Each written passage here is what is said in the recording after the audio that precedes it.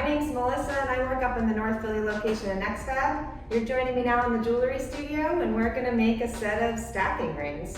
These are rings that you can learn how to make after taking the Working with the Torch class, and it's your first homework assignment to practice.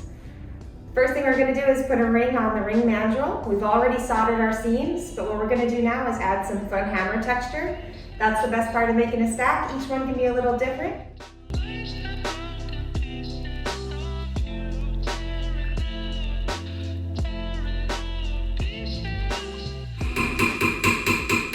You want the consistency to go all the way around, otherwise you only have hammer marks on one half of the ring. If you're into that, that's cool. We're going to use the polishing machine here, which you need to be certified to use, but I can teach you how to be safe and make everything shine. So our goal is to give this sterling silver ring a nice polished finish, and the hammer marks on it are going to make it shine like a disco ball. First thing we're going to do is turn on the motor. The wheel's going to start spinning and we're going to want to add some polishing compound, and this is really what does the work for us. It shines up the metal.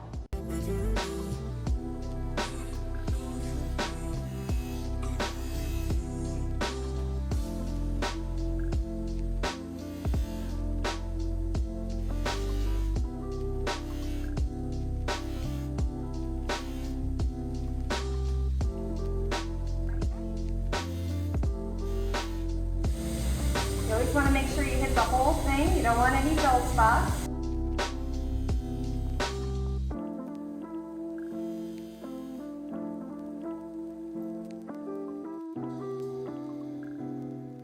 You can see the difference. This one's really shiny and these two need to go next.